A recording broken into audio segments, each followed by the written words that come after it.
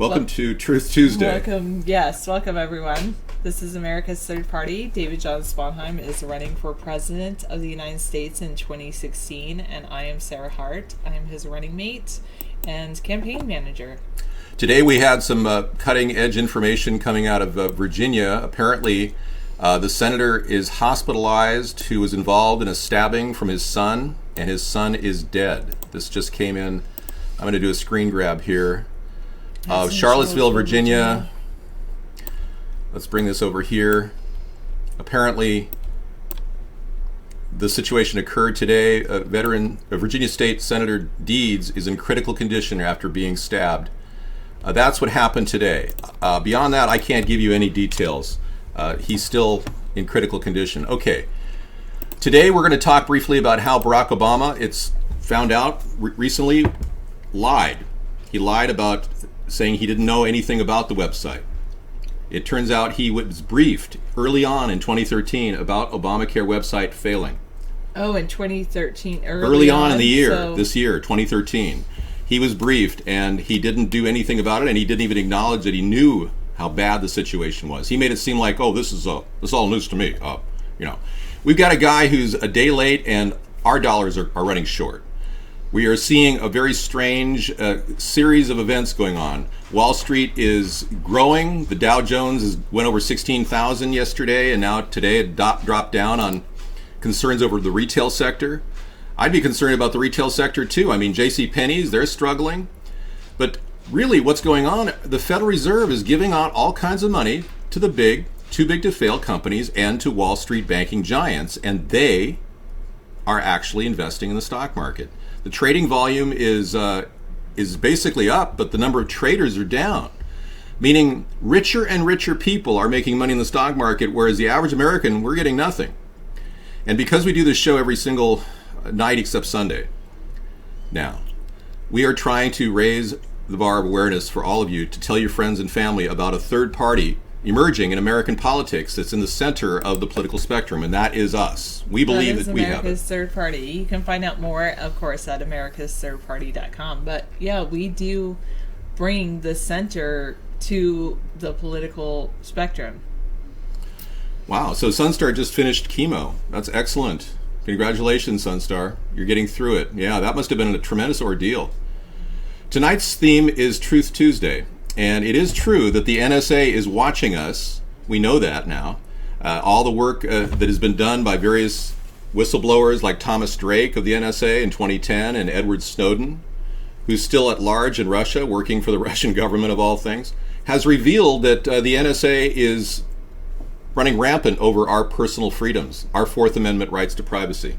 We're seeing this happen every single day in America, and the two parties are endorsing it. It's like, no big deal. Barack Obama lied about it on Jay Leno, and he seems to be the biggest lying president we've had in a long time. He's lied about everything. He promised us no mandatory health insurance. We got mandatory health insurance, and now he's trying to fix it. The insurance companies are saying right now to Obama, he can't fix it. We want our money. Exactly. They want their money. Well, the thing is also is that they're saying basically they can't cover, probably they'll say they couldn't cover everyone for those prices because it should be a group policy, and that's how we get the prices lower, so things like that. Yeah. But the other thing is that Obamacare was really relying on Medicare, or Medicaid, I should say. They were really relying on the states stepping up and providing for people, states. And of course, federal rights do not trump state rights, right. And states have opted out. Half of the states, 25 states, have opted out of the requirement by Obamacare to provide Medicaid to people who qualify. And the Supreme Court went ahead with that ruling. They allow states to opt out of Medicaid. So if you're in a state that doesn't allow Medicaid, you're going to be hard-pressed to get services at a low cost.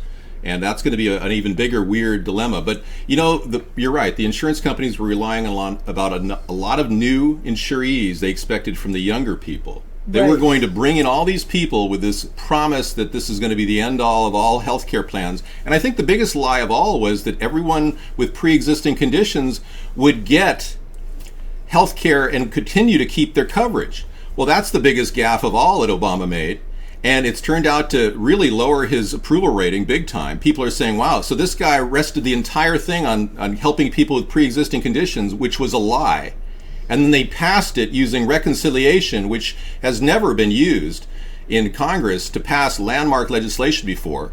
And now he's saying he doesn't want to make it work, even though the insurance companies are relying on new customers just to get the rates to where they're at, and they're all raising their rates. Well, he did, yeah, he's like, oh, he finally said that about, giving this extension, because there's so much lashback on people losing their care when you say Obama lied. He really lied when he said that, if you've got coverage that you like, you'll be able to keep it. Not realize, no, they won't be able to keep it, and maybe they might be able to keep it one more year, and then they're going to cancel it on them and force them into these healthcare exchanges. Mm-hmm. Now, it's really crazy. People elderly have paid into the healthcare system for years, and they paid into the Social Security system for years, and they're footing the bill for everything. And you're saying that young people are footing the bill for the elderly? I'm sorry, but that's not the case. Actually, we're seeing less growth in our economy than people expected. People expected more growth in our economy. Well, the people that are really going to be affected by the whole Obamacare thing is he's probably going to say, we'll give him he just wants to pick and choose. And he wants to say, we'll give them another year to allow them to keep their insurance, when he probably still wants to bilk people who don't have insurance, who chose not to get insurance because of the high price of insurance for so many people. Okay, we usually feature some stories on these shows, and yes. One of the stories that just came in is about 200,000 Chinese toy dolls are deemed dangerous. They're using, basically, I read a little bit of this story. The dolls were being shipped into America via China, mm-hmm. and they have a thing called phthalates. Phthalates. Phthalates. Phthalates. You can really pronounce it. Phthalates. It's hard to say. Anyway, that kind of chemical compound was banned in U.S. toys. Is something that makes plastic nice and pliable and super soft. Okay. And it's been banned in U.S. toys, and those are why they seized over $200,000. More than $200,000, yes. I go to the dollar store sometime to buy basic utilities, and I notice that there are still manufacturers in America that are making things for the dollar stores. So if we had a problem with trade ever in the future, I think dollar stores would still have things on their shelves. Oh yeah, there's plenty of things made in the U.S. It's amazing that we can make something in the U.S. for a dollar, don't you think? Yeah, when you think about it, yeah. We have so many people requiring so many high prices. Okay, so you have all these options in America, but we as a people do not have a single lobbying force in government. The average Americans are not represented by their government officials, Democrats and Republicans alike. Today, the LA Times ran an article about how people are completely disgruntled with the Democratic and the Republican Party. We believe this is a perfect opportunity for a third party to emerge that is providing answers and touching down with the American people and trying to answer questions on a nightly basis like we do. 3 hours a night we dedicated to this effort, and we've been going for almost 5 years now. So over 1,500 shows we've done. Pretty much 6 to 9. I only do 6 to 8 because I like a 2-hour show, and I do 5 nights a week. David does 6. Yeah. I think he likes 6 to 9. Yeah. Do check us out, and thanks for watching. Well, do you think China could slowly poison us through our everyday products? I think they already are. I think that and of course Japan with Fukushima is poisoning us. I think a lot of people, industry in general maybe is not intentionally poisoning us, but I think we are being poisoned. Well, that's a problem because we got landfills all around our country that are getting filled up. This is the truth, with garbage coming from countries that have no concern for our health here in America. They don't have a cradle-to-grave plan or strategy to deal with the products that they're dumping on our market, like a lot of these compact fluorescent light bulbs that seemingly are very good cost savers for electricity, and I applaud that effort, but mercury that's in them could actually leach into our landfills and cause water damage. We've got problems that are going on within our system, like the dangers of fracking. People are concerned about gas in our water systems, and we've talked about finding logical, technical solutions to the problem as opposed to stopping the oil companies outright. Now, it's easy to take an attitude like, oh, let's just stop fracking. Well, that's going to ruin an industry that's growing in our country, which we obviously need for exports. For the first time in a long time, we started exporting liquid petroleum gas this year. So let's face it, this country is a main opportunity for growth, and if we don't at least find another solution like filtering the water at somebody's faucet or in their shower, maybe we could do that. Maybe we could provide the infrastructure to people that are suffering instead of having the EPA ignore the truth that gas is in the lines, that there is some interaction with the earth and all the fracking going on. There's so many things we could talk about. I talked earlier about the oceans and how we've got an ocean that's polluted and how the Navy drops all kinds of waste into the ocean every single day, and Obama's done nothing to stop that. They do the same. They literally throw their garbage bags in the ocean. I know. It's crazy. When are we going to stop that? I'm sure too. When are we going to stop that? I would use the Navy to go and clean the ocean. That's what we really need to do. There's so much waste out there in the Pacific Gyre, and it's just sitting there. Okay, somebody says, what are you going to do about when you create David Care? Well, we have a bypass, and the bypass is our mobile medical unit systems in every city. We want to create mobile medical unit systems through the VA. And hire doctors directly. Hire more public doctors. Now, this is a way of doing this as a bypass solution where we don't affect you, the consumer, directly. More public doctors would help, and we came up with a recent new idea that suggests that any hospital that's declaring itself to be a nonprofit has to have a cap on salaries. And that cap would not be like a literal cap. It would actually be 10 times the lowest paid worker is what the top paid worker would be able to get. Well, that's an idea for hospitals and nonprofits. Oh, and actually, that's a different concept. Oh, never mind. But yeah, all nonprofits should have a cap on salaries. But nonprofits, since the government's paying out essentially for public hospitals by not getting taxes. Paying taxes. It's crazy. We could look at that. Now today, speaking of taxes, J.P. Morgan is writing off a ridiculously huge, was it $13 billion? Jamie Dimon is writing off on his taxes next year. They took a loss, and the government is fining J.P. Morgan $13 billion. Look into it, imaginary friend. A lot of these hospitals that you say are raking in huge profits, they claim that they're nonprofits, especially when they're associated with universities. $13 billion in a record settlement. But the interesting thing is they're not going to actually pay many taxes because of it. J.P. Morgan is making all this money, massive profits on other stuff, and they're going to be using that $13 billion as a tax hedge coming up next year. Interesting, huh? All right, we have a lot of things going on that we could address as truth. I don't want to forget the most important thing that makes our campaign different than the two parties, and that is legalization. Legalization, yeah.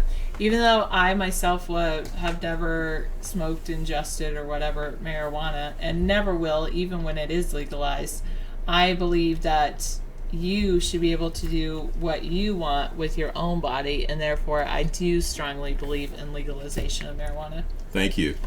And I believe that this could actually help us win the election in 2016. Yeah, I think people should all tell their friends about, that, hey, David Jones Sponheim wants to legalize marijuana on a national level, not just at a state level. And so there won't be, if David is elected, there won't be the DEA invading any state stores that are selling marijuana. And I would like to see the laws change. I don't really like some of the state laws that are going about, but they're as they are. It is states' rights.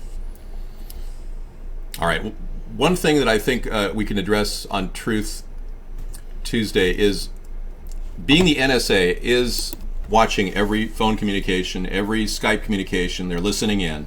They've got computers set up in Bluffdale, Utah to watch everything that's going on. It's a known fact the NSA is violating our Fourth Amendment rights at this point. The ACLU has filed a couple lawsuits against the NSA. And this national security agency has essentially violated the rights of Americans, and they're getting away scot-free. Nobody's stopping them. So as a candidate for the presidency, I promise you I will set up an interim ombudsman group temporarily out of the executive branch just to start overseeing what the NSA is trying to get clearance to wiretap on. So if there's something at a high level of risk to our nation's security, a group will look at that as well as the FISA judges by presidential order. I would like to see Congress put together some sort of a plan where you people can actually get involved, the American people can get involved in a kind of a watchdog group that can make sure that the NSA isn't overstepping its bounds.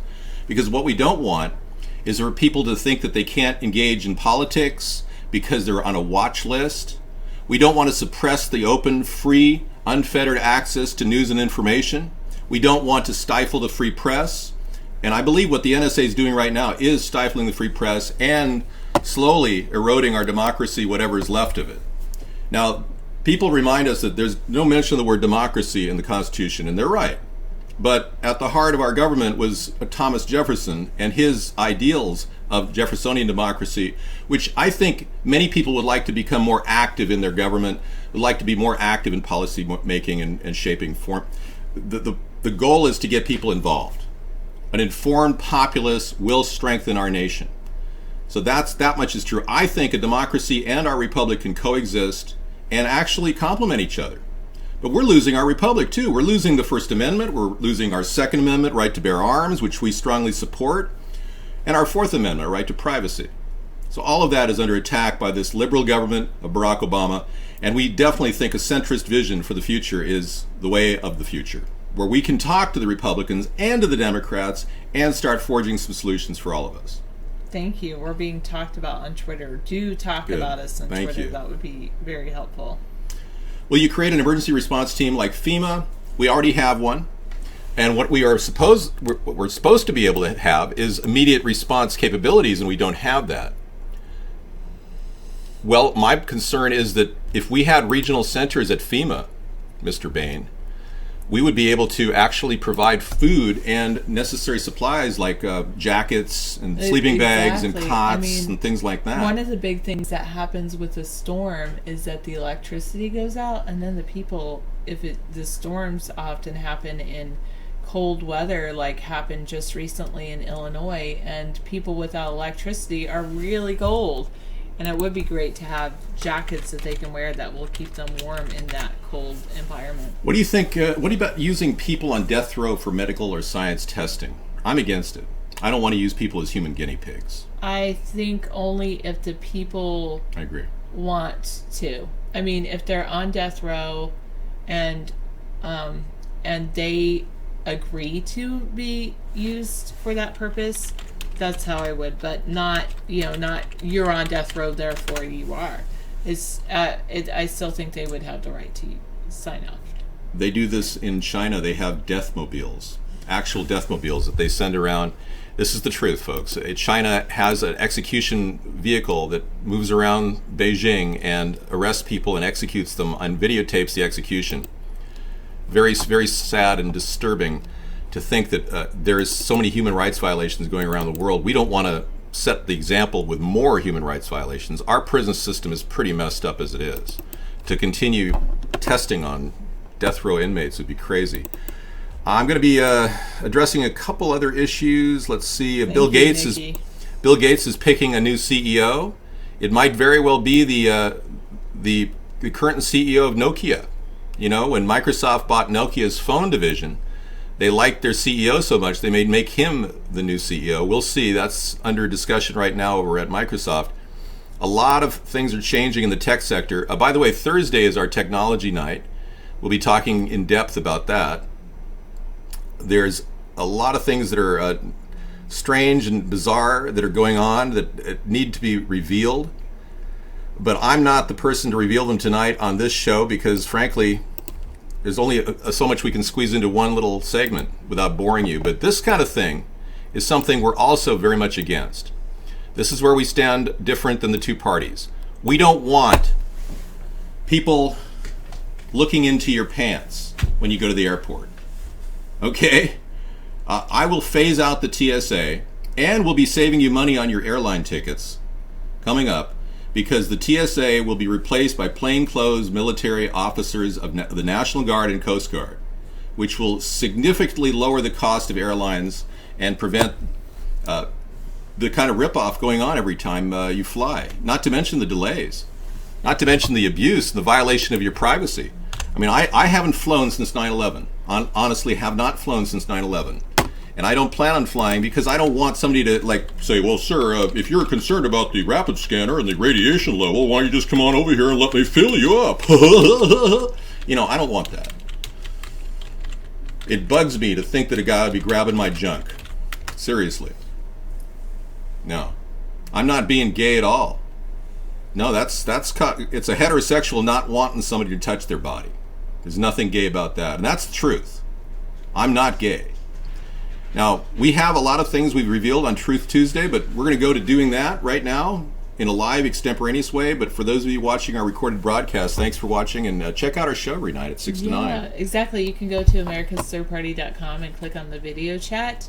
And then from there you can find out how to watch us more, and you can even show your own video when we're not live.